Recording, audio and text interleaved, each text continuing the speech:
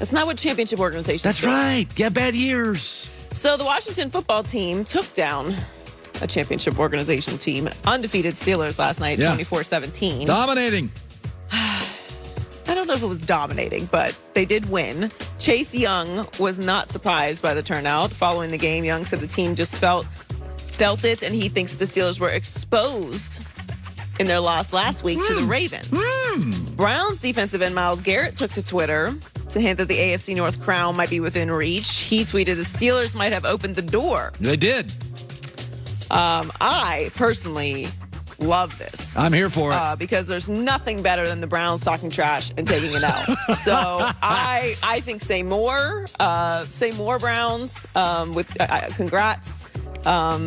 You're 9-3, and they're going to play in Week 17, which will be a tremendous game with a lot on the line. Cleveland, remember who has always supported you through thick and thin? Uncle Colin. I have always had your back in all harsh instances. Yeah, I think everyone is, look, the Steelers have some significant injuries. They are not running the ball. They had way too many drops last night. Looked very undisciplined. By the way, they've got to get it together. They are a drop machine. What's interesting about the Steelers, though, is not the Browns, because, come on. It's not the Browns. It's the Chiefs. So, because you're trying to get that bye. Right? So the rest of the Steelers' schedule, obviously they have the Bills, which is going to be a very tough game. Yeah. Then they have the Bengals. The Colts, which is not a gimme game at all. And then, of course, the Browns in Week 17. That's a loss. The Chiefs have the Dolphins, which is interesting. Win. But I think still win. The Saints, which is... Go either way. Falcons, which you have to be careful with them. Stay away from that one, yeah.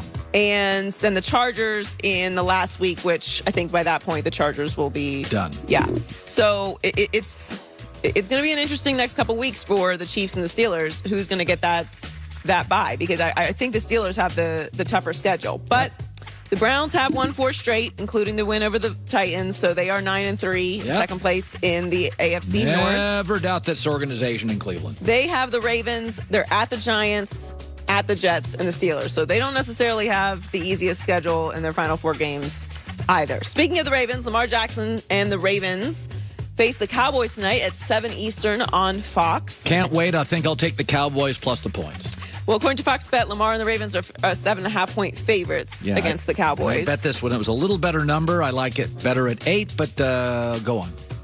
Well, Lamar will be returning to the field tonight after being forced to sit out last Wednesday's game against the Steelers. It was the first game he's been out in his 3-year career. According to teammates, missing that huge rivalry game really bothered him. Yeah.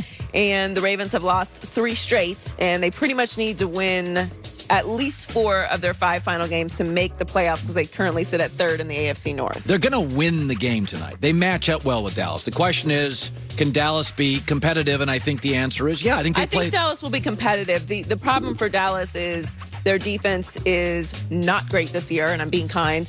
And their run defense specifically is pretty terrible, and that's what the Ravens do really well.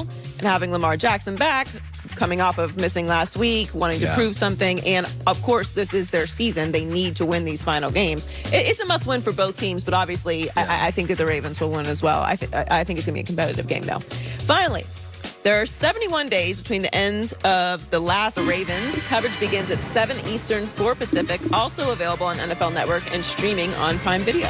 I am so excited. I told you last night it was cigars, sushi, cocktails, and the NFL with a friend. I had so much fun last night. And a little Instagram. Really good night. And tonight I'll probably be by myself, but Ravens, Cowboys tonight. I'm so excited. On a Tuesday night. It's really. And then you get one night off. And then And then you get Thursday night football, Patriots-Rams. It's the Rams-Patriots.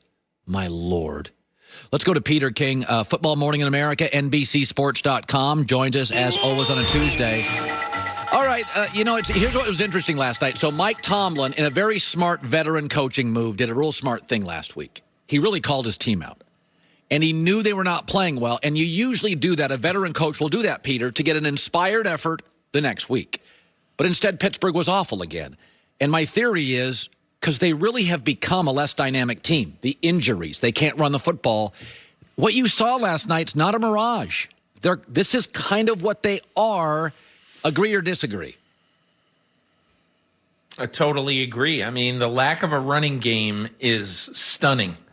The fact that Roethlisberger has gone 2 weeks in a row throwing it more than 50 times is just insane, unheard of in Pittsburgh annals. It just is ridiculous. And now, look, they go to Buffalo this week. I don't mean to be an alarmist after one loss, but who do you like in that game? Buffalo. I mean, yeah. If you watch television last night for 6 hours, okay, you don't like the Pittsburgh Steelers over Buffalo, at least right at this moment. I'm not saying I don't know who I'd pick in this game, but man, Buffalo looked really good. Pittsburgh didn't.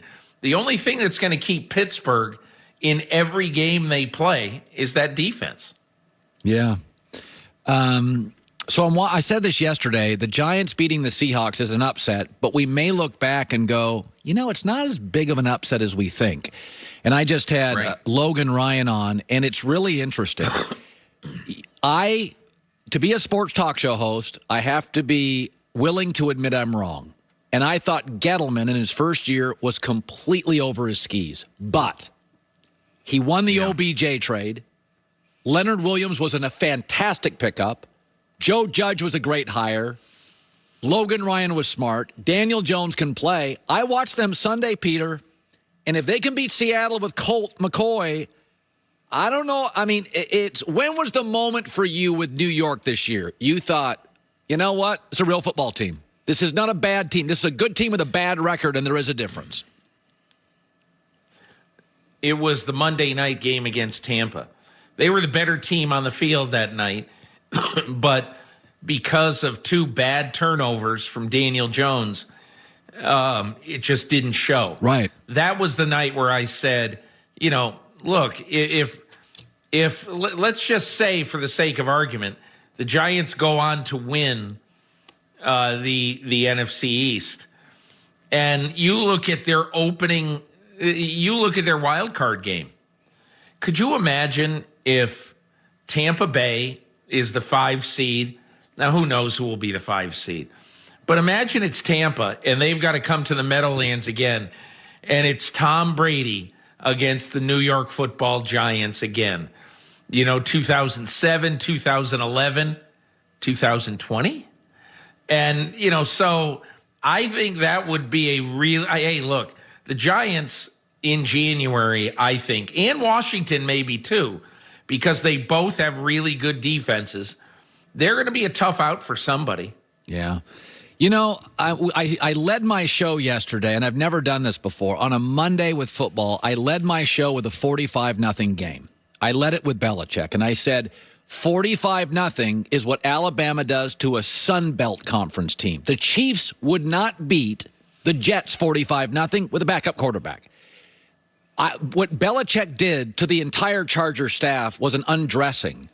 And I looked at it and I thought, they are 2 plays away, Peter. A fumble late against Buffalo and a goal line stand by the Seahawks from being 8-4. And I said, outside of maybe Sean Payton and Andy Reid, Belichick, this is the best coaching job, honestly, I've ever seen in my life. I don't know how they're doing it. They had 8 opt-outs.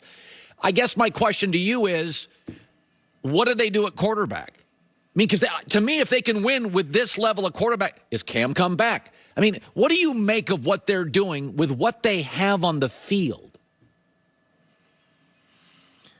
I think it just shows it's a great example of how important coaching is in this environment, and not only how important coaching is, but how important depth of roster is.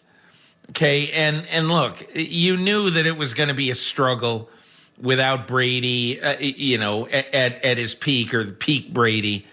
And no one had any idea what to expect out of Cam Newton. The fact is, it's stunning, first of all, that you can score 45 points when your quarterback throws for 69 yards and your leading receiver has 3 catches for 1 yard. It's the roster, Colin. And I wrote this in my column this week. Bill Belichick does not discriminate on his team. Everybody's going to play some special team, okay? And Devin McCourty was in exactly the right place at the right time, 2 seconds left in the first half, to pick up the blocked field goal and to run whatever he ran, 45, 50 yards with it for a touchdown.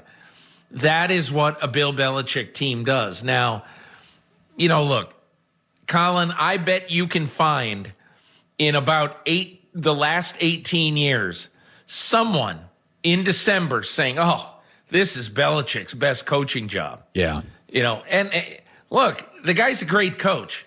He always has been a great coach. He's never going to lose a game in an embarrassing way and not learn a tremendous amount from it. He's always done that. And I think he has done that this year because, look,